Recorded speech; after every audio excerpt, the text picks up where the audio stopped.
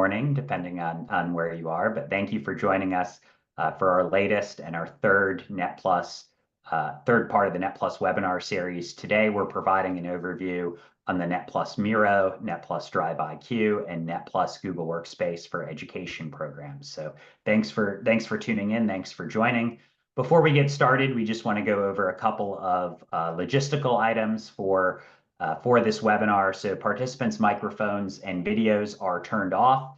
If you have questions, there's a Q&A feature in Zoom. Please feel free to use that. I'll be moderating questions throughout the presentation, and we'll also, for those where it's appropriate, try to respond in text in the Q&A format as well. And today's event is recorded, and it's going to be made available on our YouTube channel and as part of the blog post.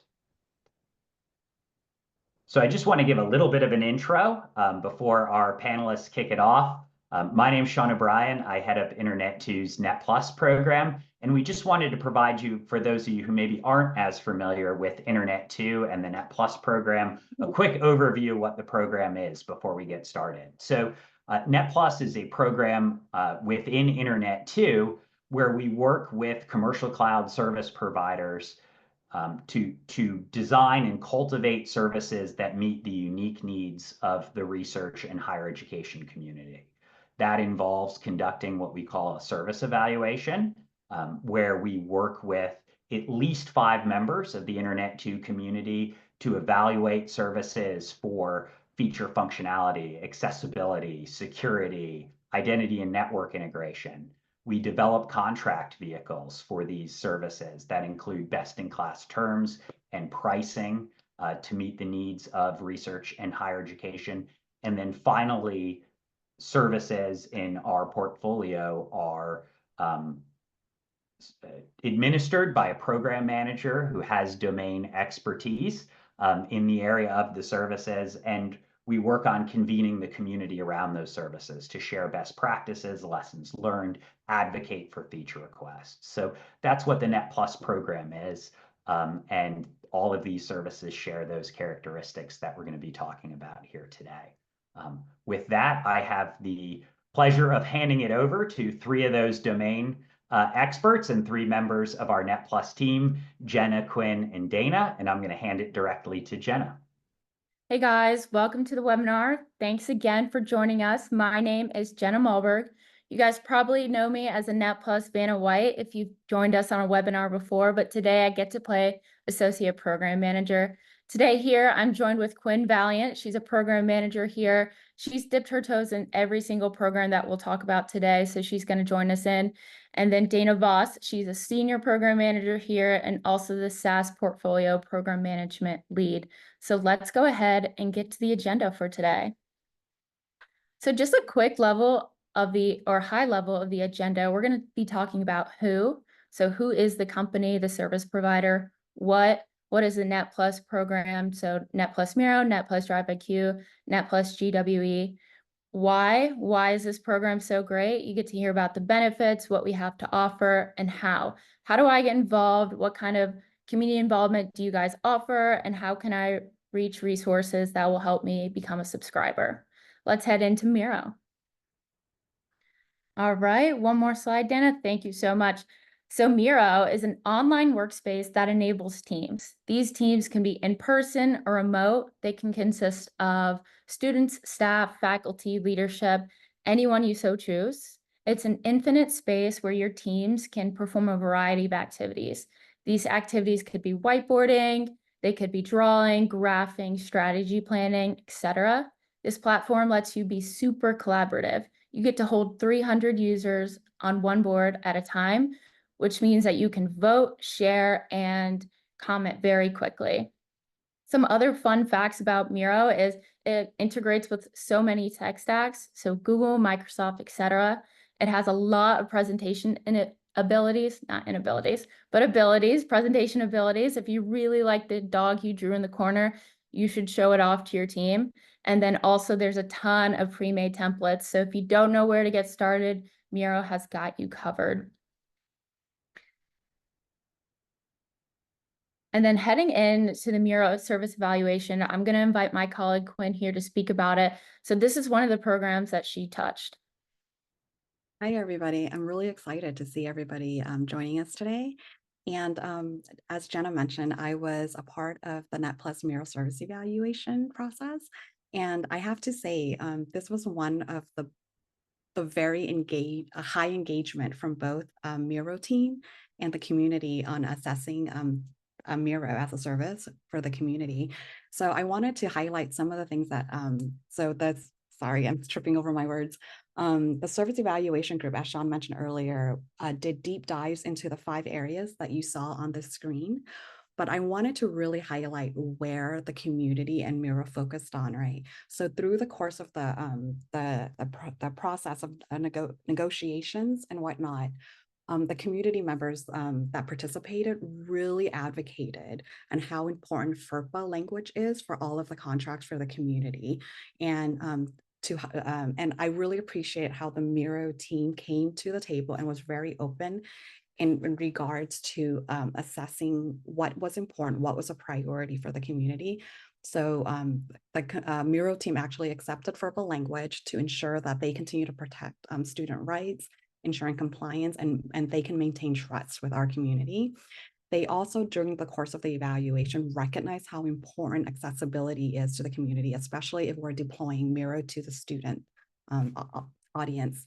So in the course of the conversation, the Miro team committed to adhering to establish web accessibility standards and guidelines like the WCAG, and they want to create an inclusive user experience, and they committed to having a accessibility roadmap that they publish on their website, and that they will regularly continue to update features to improve accessibility for their product. And the last thing that they really came to the table and worked with the community on was creating a pricing model that fits the needs of the community. And one of the goals for the pricing model that they recognized was how do they frame the pricing so that it's easy for universities and institutions to scale, right? Miro as an online collaboration platform is only valuable and beneficial if everybody can use it on the campus and the organizations. So Miro recognized that, and they recognized what the needs are for the community, and really worked with all the universities that were involved during the evaluation process. And so those were the 3 main thing highlights, but if there's any questions about what else we went through, I'm happy to answer them. But I really wanted to talk about how great Miro was to work with, along with our 6 universities that are listed on the slide. It was to the credit of those universities that we got as far as we did for the evaluation. I'm going to hand it back to you, Jenna. Thanks, Quyen. So when it comes to Net Plus Miro, we have 2 really great offers. We have the first offer being the full campus enterprise offer. That's student FTE according to iPad's time, $5, the annual cost. And then the offer 2 is your seatbacks. That's your more flexible options. But we're currently working with Miro to provide a little more pricing options so it's available to more universities. So this is available to all Internet 2 organizations. And if you flip to the next slide, Dana, we can let you know how to get involved. So here on the screen, and I'll also drop them in the chat later on as we go on through the webinar, we have Miro resources, Net Plus resources, but I really wanted to highlight the community engagement piece. So Miro just signed almost a year and a half ago today. So that's really exciting. And we're forming an early adopters group. This early adopters group will work with Miro SMEs as well as product teams to continue developing Miro as a product and the Net Plus Miro program. And so if you're interested in that, I'll drop the email in the chat later on, and then just reach out and we can get something started. Heading into DryvIQ, we'll go one more. Thanks, Dana. So DryvIQ is a structured data management platform. DryvIQ basically helps organizations get a grip on complex content workloads by providing a scalable solution for analyzing, classifying, and migrating data. DryvIQ has been a long-time participant of the Net Plus program, and in 2023, they recognized the need that research and education has to help with data management as the cost of storage and unlimited storage was removed. DryvIQ in higher ed is across 45 plus universities, and we are so excited to tell you about the DryvIQ program. But first, we'll hand it back to Quyen, one more slide, Dana, to hit on the service evaluation there. Go ahead, Quyen, whenever you're ready.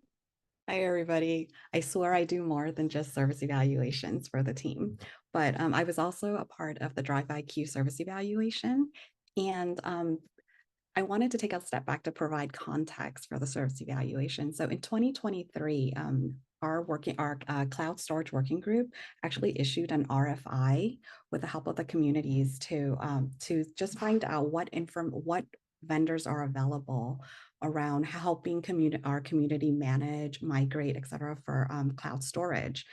And as part of that RFI, DryvIQ was one of the 3 companies that was selected by the community members participating in the RFI. And to DryvIQ's credit, they were the first of those 3 companies to complete their service evaluation with us. We were lucky enough to have 6 universities participate in that service evaluation. And because DryvIQ has been a longtime supporter of the NetPlus program, they accepted all of our templated default language for the customer agreement, which is great news.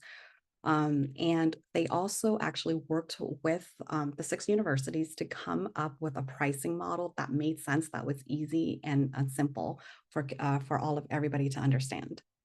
And I think, I could be wrong, but I think DryvIQ was one of the fastest companies to complete a service evaluation for the NetPlus program in general.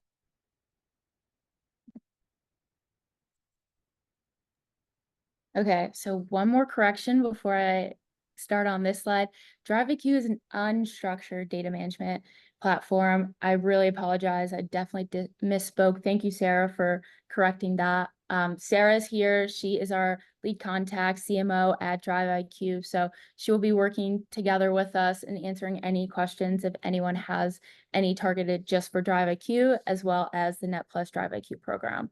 So getting into this slide, we have a pre-negotiated contract customized for higher education. Sean mentioned that at the beginning of the PowerPoint. This is one thing that we want to provide for all higher ed institutions, is a tailored customized contract. Along with that, we have almost a 90% discount per terabyte with additional volume discounts for NetPlus DryvIQ subscribers, as well as a BAA available upon request. DryvIQ just signed almost a year plus 1 day, I guess. So 366 days ago. So they're newer to our portfolio, but we're excited to have them. And to be eligible for this program, you need to be a higher education member of Internet2 or any other entity as agreed by DryvIQ and Internet2. And then moving on to the resources. So I'll drop these in the chat, but we have DryvIQ resources. And if you are interested in the NetPlus DryvIQ program, please contact Brad Chase, as well as the NetPlus resources for DryvIQ. Other than that, I think we're ready to hand it off to you, Dana. Thank you, Jenna and Quyen. Hi, everyone. I'm Dana Voss, Senior Program Manager. And I have been the program manager for the NetPlus Google Workspace for Education program for the last few years. And I am actually in the process of handing the program over to Quyen. So I will start with a little bit of history on our work with Google Workspace for Education. In 2020, we started our comprehensive service evaluation of Google Workspace for Education, known then as G Suite Enterprise for Education, for those who remember. And we worked with a group of universities who are listed on this slide. The group's primary interest in the Google Workspace for Education platform for the purposes of the evaluation was on security, streamlining of processes and workflows, the platform's long-term viability while taking into account budgetary considerations. We completed the evaluation in 2020, and we covered features, functionality, accessibility, and security aspects. As we moved into 2021, we moved into the legal negotiations and the shaping of the offering for the Net Plus program with Google. And at that time, also Google announced the end of unlimited storage. So what started as an effort with a smaller group of universities expanded into a much larger effort, and we had almost 30 institutions who helped work with us and with Google on shaping up the education-specific offering for the Net Plus program and the contract terms. I would like to express my gratitude to all the community members who collaborated with us on making the Net Plus Google Workspace for Education program a reality. And I would also like to thank Google for their flexibility and for working very closely with us to meet the needs of our community. Our efforts resulted in an agreement which was signed in the first part of 2021. As we moved into having a signed agreement, the program grew extremely fast.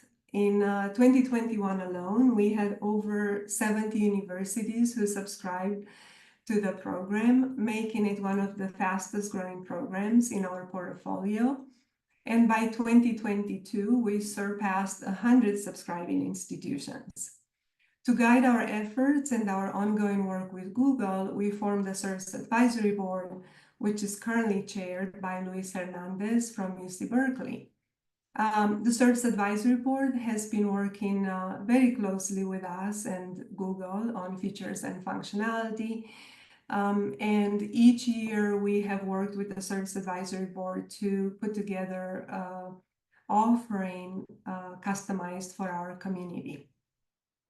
Another significant community initiative which I would like to highlight is the Cloud Storage Working Group, which Quyen alluded to when she spoke about the DryvIQ program.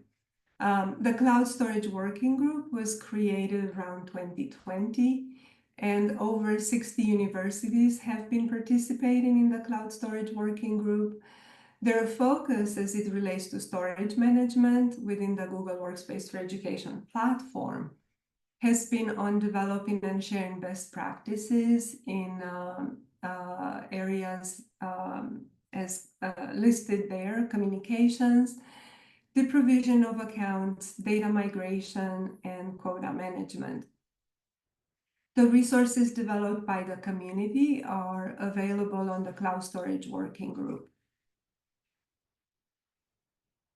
Our current program offers exclusive community negotiated terms, discounts, and storage accommodations for Google Workspace for Education Plus. Subscribers are also eligible for Gemini for Google Workspace, which we will cover shortly. It's important to note the October 15 deadline for existing customers with agreements ending in 2025, and I will cover that here in a second. And currently, the Net Plus Google Workspace for Education program is available to our Internet to Higher Education member institutions. As we all know, November 1st marks the date when storage limits go into effect for Google Workspace for Education. And as part of our 2024 program, we offer several subscription pathways, and I will go into detail on each one of those. New customers or customers with subscriptions expiring this year are eligible for custom pricing, which is based on the agreement length. The minimum number of licenses is based on your student FTEs, and one free license is included for each 4 paid licenses. The benefits of the offering include long-term pricing guarantees and availability of the 60% off MSRP for storage. For customers with contracts expiring at the end of 2025, there is the option to renew early, and the deadline for the early renewal is October 15. The early renewal offer includes 3 times the storage accommodation through the end of your current term, which is 2025, and the locked-in price of $5 per license starting in 2026 and through the end of 2028. So 3-year renewal, 3 times the storage through the end of 25, and locked-in price for 26 through 2028. As with the previous offer, I mentioned the minimum number of licenses is based on the student FTEs. 1 free license is included for each 4, and the 60% off MSRP is applicable here as well. To help institutions make informed decisions, Google has provided a calculator for estimating your current usage. This tool is particularly useful for determining if the early renewal makes sense for your institution. You can also work with your reseller, CDW Education or Burwood, as well as your Google rep if you have any questions about the storage accommodations. And lastly, for those not requiring additional storage before November 1st, no immediate action is needed at this time. Before I hand it over to Quyen to talk about Gemini and about a few other aspects of the program, I want to mention that we are currently working closely with Google and the Service Advisory Board on the offering for 2025. We have over 100 universities who are going to be up for renewal in 2025. So the current focus of the advisory board is on shaping up what 2025 is going to look like for the program. And with that, I'm handing it over to Quyen. Thanks, Dana. I know everybody's really in the community is very excited about Gemini and anything artificial intelligence wise, but we wanted to highlight that for the community, any educator or students that meet the minimum age requirements can actually access the Gemini app with added data protection free of charge in the standalone chat experience at gemini.google.com. What it means to have added data protection is that your data, that when you're using it with your school account, it won't be reviewed by anyone to improve AI models, and it won't be used to train any models or shared with other users or institutions. So I think that's a really bonus to the community. And then if you go into the next slide. And then this slide talks about highlights for you the different pricing options you have for the community for if you want to procure or bring Gemini to your campus. And then on top of this pricing list, if you go to the next screen, Dana, there's also added discounts for you based on volume and based on an annual commitment. And this savings right here for the annual commitment is available until the end of this calendar year. Next slide, Dana. And so I wanted to talk quickly about how you can procure your NetPlus Google Workspace licensing. So next slide, Dana. So we have 2 resellers that can offer the program Google Workspace through our program. The first one is CDW Education. And on this slide, I won't read everything on the slide, but you can see all the different benefits and whatnot of using CDW. And then the next slide highlights our second reseller, which is Burwood Group. And again, contact information are available on the slide, and these slides will be available after the webinar if you want to reach out to either of these resellers. Next slide. And then we also have on the screen all the different program resources that are available. You can see on the first box as the links and resources. We have listed there, if you're interested, for Google Workspace, we have the CDW Burwood and the Google team emails for you to contact directly.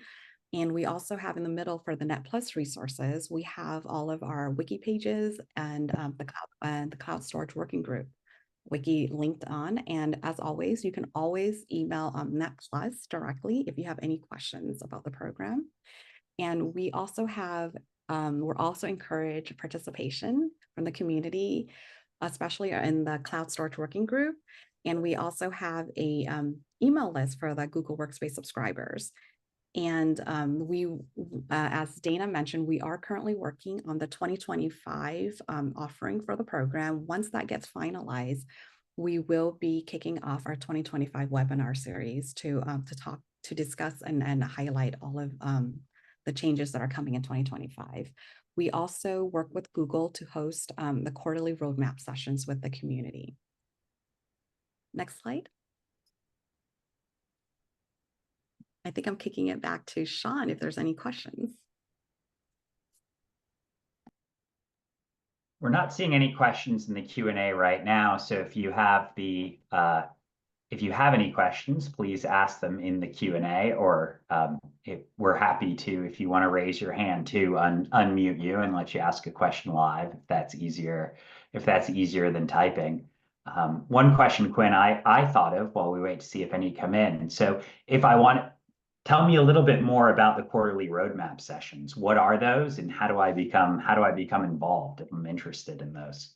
So that's actually facilitated with Google's team, and it's actually available to Google subscribers that has an NDA, an active NDA with Google. Google's team does a great job of actually going through the technical roadmap and new features and functionality that is coming out soon. But it does require an active NDA with Google. And if you have questions about how to get on that list or would like to participate in future sessions, please email NetPlus, and we can work with the Google team to ensure that your university can be included. Great. So we have two questions that just came in. One, I think we're doing right now, which is going back to the Gemini options and pricing slide. Quinn or Dana, what are the difference between the free features versus the charged versions and features? I can take this, but I'm actually going to encourage, we have Drew, our Google contact, on the call. If we can open up Drew's mic, I think Drew would be a better resource to answer to discuss the features of the two different programs for Gemini.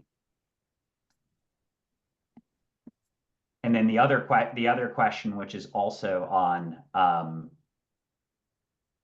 related to GWE, is can I use Net Plus GWE for a medical school? I think we have Drew with us, so we'll hand Drew's more of a Google Meet guy. He's trying to figure it out here, I think. That is true, but if you can use one, you can use them all. That's how I say. Okay, so I think the first question, just to repeat what I was hearing, sounds like there was a question about differences in functionality between Gemini Education and Gemini Education Premium. And then there was a question around, can you use, sounds like either Workspace for Education and or Gemini with a medical school or school, I imagine, engaging with HIPAA data, things of that nature. Am I hearing those questions correctly? You are. And I think the first question was actually the difference between the free and the paid options. Got it. Okay, let's get into it. So wonderful to see everyone. My name is Drew. I lead the Workspace for Education team in North America. Many of you may know me. If not, it's great to see you. So as far as the differences between free and paid, so Quinn or Dana, if y'all would maybe go back one or two slides, we can work through, first off, just what's available at no cost for all Workspace for Education organizations. One more, please. Yeah, there we go. So what we've launched, and again, this is at no cost for any Workspace for Education organization globally, both K-12 and higher ed, is that we're making access to Gemini. And we say the Gemini app.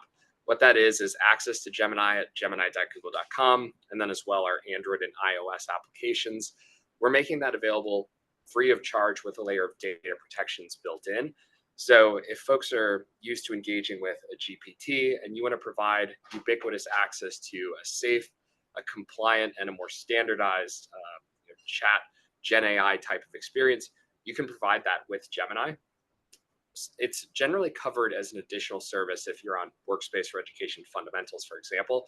But something that we just announced, which is, I think, really incredible news for organizations that have invested in Education Plus or Education Standard, is that's going to become a core service. So that means for all those organizations that entered into the Net Plus Education Plus program specifically, they'll now be able to, as long as those users have a Plus license assigned, provide access to that Gemini app as a core service, meaning it's covered by our same level of terms and conditions, covered by our same levels of security and compliance, even our same levels of support as well. So we know a lot of schools are thinking about, how do they provide students, faculty, and staff with a safe way to engage with Gen AI applications. This is a major step in that direction.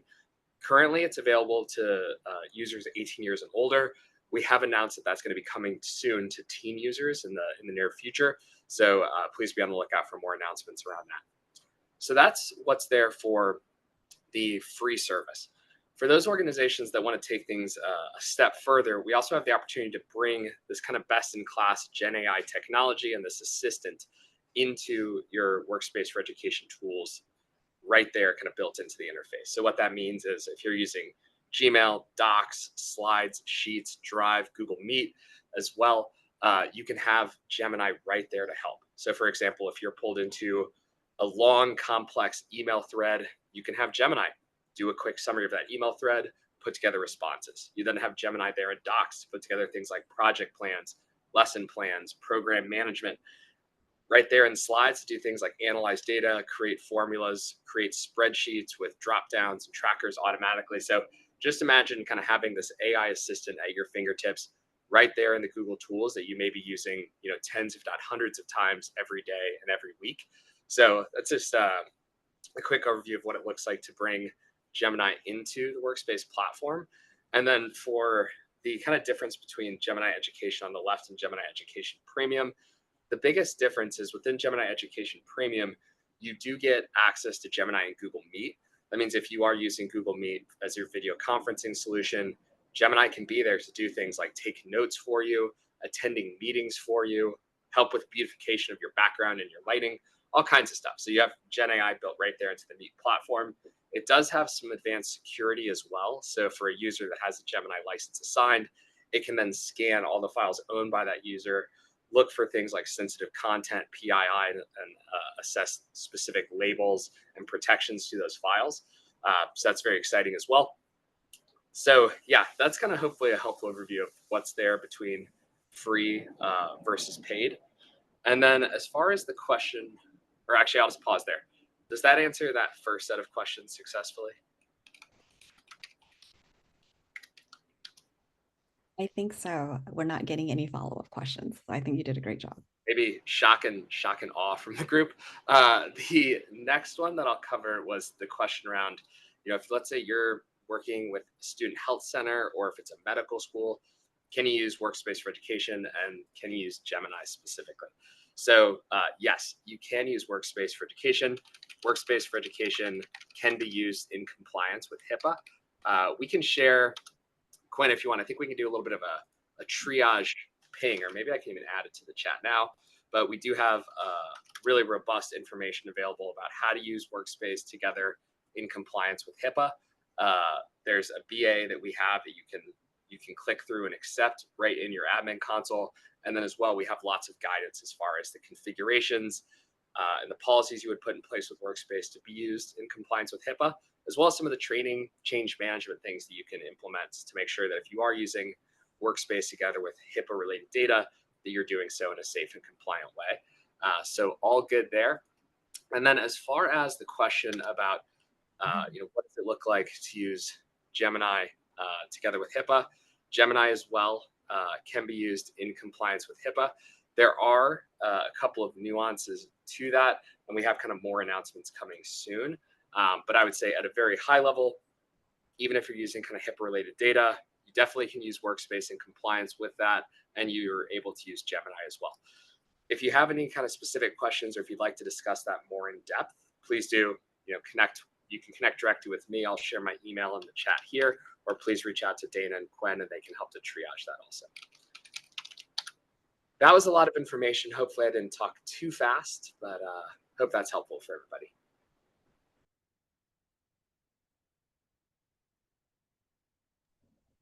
Thanks, Drew. And I think we're going to keep you on for a minute because the next question is on Google Workspace as well.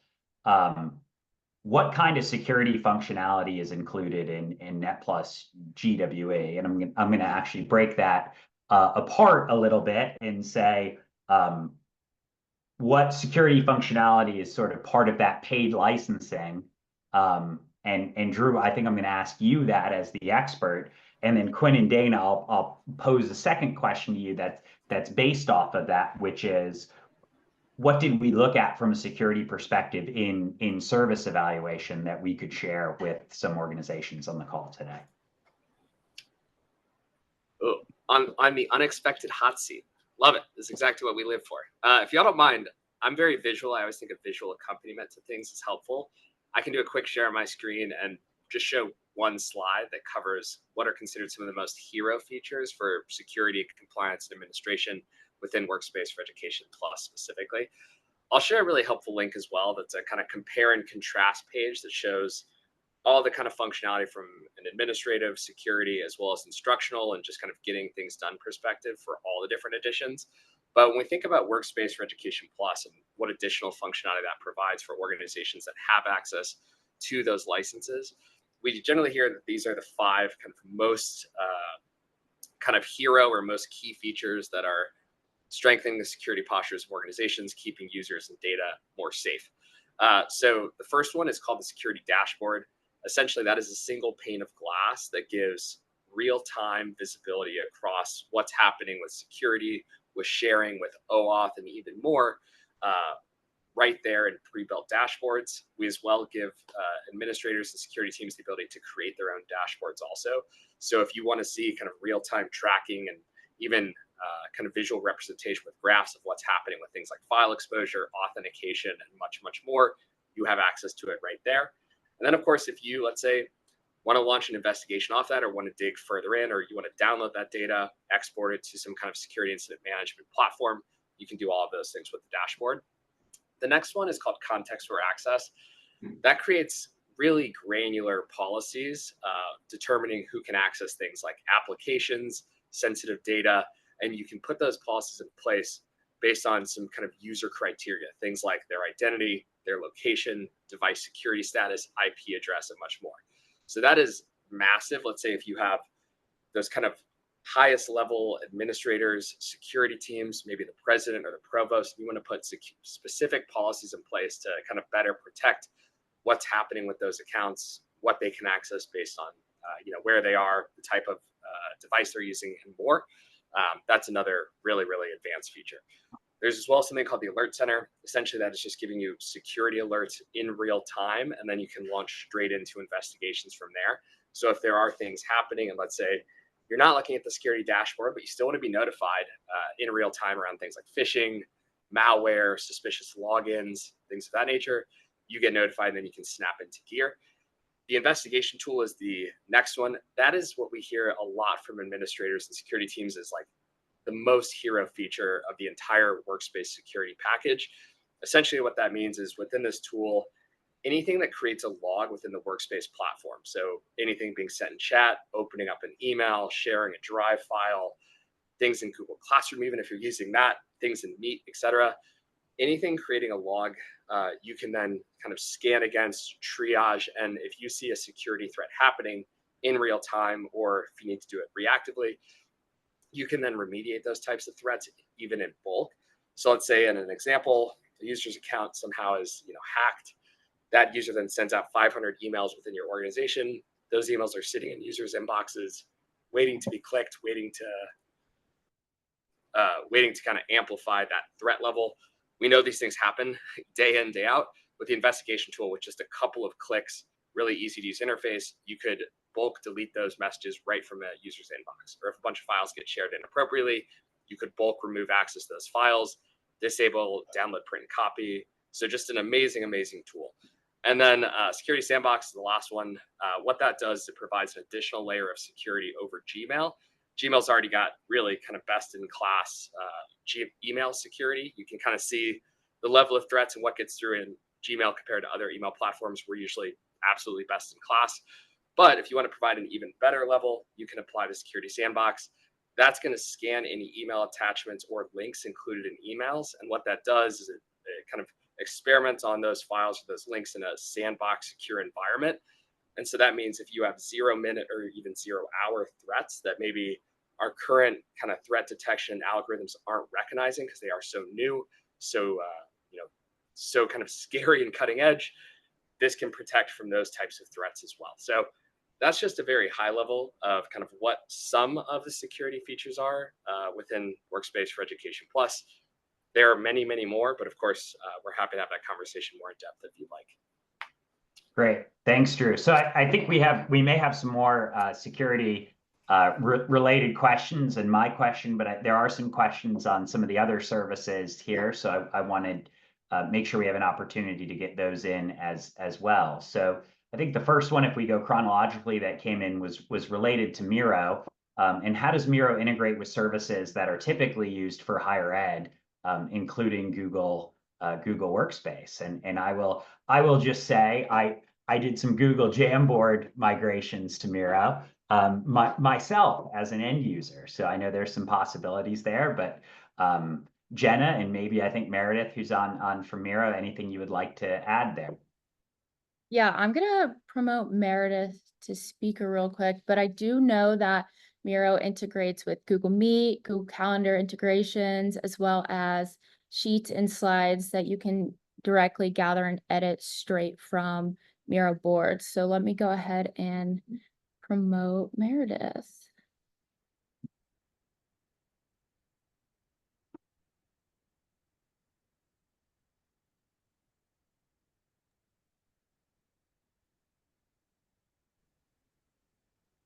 Hi, everyone. Can you hear and see me okay? We can. Fantastic. For those of you who haven't met, nice to meet you. I'm Meredith. I lead up our higher education team here at Miro. And great question. We have hundreds of integrations with all the tools probably in your tech stack, including, as we mentioned, Google, Microsoft, the whole gamut. One other feature, but if there's an integration in particular that you're interested in, do let me know. I'd be happy to answer that. I'll also put in a chat our list of integrations, but we also have a feature called Live Embed that allows you to embed Miro as iframe codes into different platforms. So this works really well for Canvas if you use that, and other LMSs too. Thanks, Meredith. Great, thanks, Meredith. I also, on the answer to the question, I put the link into Miro's website with the list of integrations. So the next question is a use case question, and this is also for one of Jenna's services, and I think Brad from DryvIQ is joining us here as well. So the question is, my campus is looking at migrating data from GWE and OneDrive back to on-prem for certain use cases. Can that be done with NetPlus DryvIQ? Hey guys, Brad Chase here. The answer is absolutely. We support a variety of repositories and connectors out of the box. So while a lot of the conversation is either analyzing and minimizing and moving data, within the Google Workspace environment to alternative cloud services or into Google, we can absolutely move data back locally on premises or to cloud hosted, archive storage or blob storage or things of that nature. So happy to have a conversation around kind of holistic supported scenarios and repositories as required. Great, thanks, Brad. And I think I'll throw out there's some, I think, pretty good case studies on DryvIQ's website about campuses who have done that. And then certainly the cloud storage working group that Dana mentioned, there are a number of universities that have done this. And I'm sure they're able to more than willing to share about their journey and what they've learned along the way.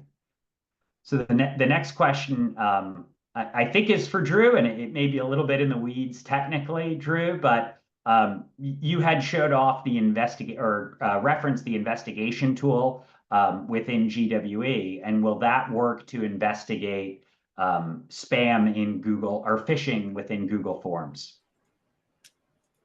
Good question. So yes, you would be able to investigate things that are happening in Google Forms within your environment. So let's say a user has created a Google form, they're sharing that across your workspace environment or to other environments. Yes, absolutely.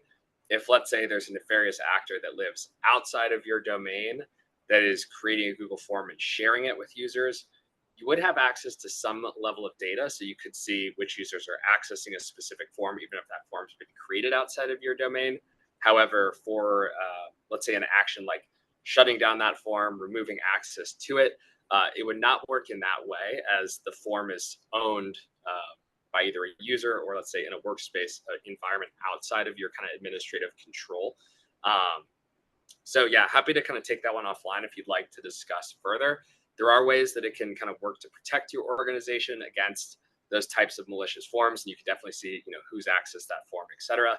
But you wouldn't have control as far as shutting down that form, as it's owned outside of your workspace environment. Great. Thanks, Drew. I'm going to come back to the second part of my earlier question, which is also related to GWE. So Dana, could you talk a little bit? We do the service evaluation process, and there were a lot of questions around security and compliance. Can you talk through what the universities and Internet2 collaboratively looked at as part of that process? Yes, I'm happy to. I'll take a page from the Drew Seidel book and share the wiki page with information about the service evaluation process, and we'll share this with everyone as well. In here, you will be able to find the final reports produced by the various work groups, and as it relates to security specifically, this is the security assessment report. Of course, be mindful of the fact that it's dated 2020. But the areas that the CISOs focused on as part of the evaluation are listed here. And as you can tell, it was quite comprehensive. Great. Thanks for sharing that, Dana. So I'm not seeing any more questions right now. We'll maybe pause for a minute or two to see if there are any additional questions that come in. In the meantime, I'm going to ask our panelists the same question I ask at the end of any interview we have, which is, if there's one question you wish someone asked you during this presentation, what would it be about one of these services? And the answer, of course.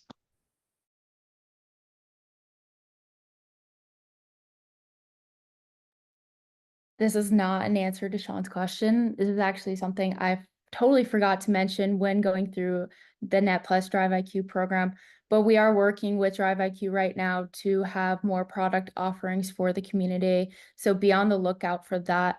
If you know anything about DryvIQ, it's not just data migration. So we're really excited to introduce new products, but those products will not be going through service evaluation. The only one will be the migration. So yeah, I guess maybe to Sean's point is, what are some really cool things coming out of the programs that you can look forward to? Is number one, the thing I just said about Net Plus DryvIQ program, and number two, the early adopters group, really getting involved there. I'll totally drop the Net Plus email in the chat. I didn't get to earlier, but definitely any way that you guys can get involved is very helpful. The one question I wish the community would ask is, it sounds like service evaluations is a great process. How do I get involved in future service evaluations? And how do I know which services or products are being assessed right now? And Sean, I know you have the answer to that question. That was really great to turn it back on me. Very, very, very impressive. So I will throw up my screen as well, but we always have a group of what we call candidate services. So those are services that community members have reached out to us and expressed either an emerging service area or maybe a challenging service area, and a desire to see a service in the NetPlus portfolio that can solve those needs. So one thing that we often share about the NetPlus portfolio is we do try to keep that portfolio at around 20 to 25 services. And that's intentional, so we can have the deep strategic relationship with the community and with the service providers that we talked about today with these 3 services. So we never really open the floodgates up for new services. We're really looking at sort of targeted opportunities and targeted needs. So right now we have probably in the last at least half decade, if not more, the most services that we're looking at and working on right now. But as you can see on my screen, if it's large enough, we recently completed 2 new services. Those were our last webinars, Globus, 1Password and Echo Labs. We're getting very close with Globus and with Pathify. And then we have some earlier stage things we're working on, a third-party risk management platform, a large language model gateway service, and we recently issued an intent to award for a provider called Khajiit in the neutral host networking space. So these are things that we're working on right now, but feel free to take that email address that's in the chat. If you have things you would like to see included in the portfolio, challenges where you think the community could come together to solve something at scale, we'd love to talk about that and see if there's a way to work collaboratively across the research and higher education community on it.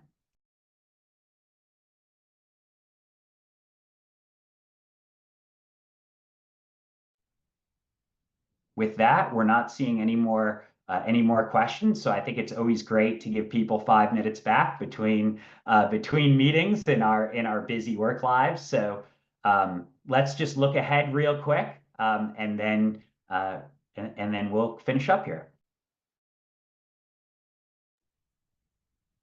So just pointing out, we do have some webinars coming up on the rest of the services in the NetPlus portfolio throughout the month of October and early into the month of November. And then in December, we're really going to do a deep dive on procurement, how we help procurement, what some of our procurement processes look like. So we invite you to continue to show up to these webinars in areas you're interested in learning more about. And of course, please send feedback to that email address, netplus@internet2.edu, on the webinar series on things you'd like to learn more about or any questions you might have that we didn't get to today.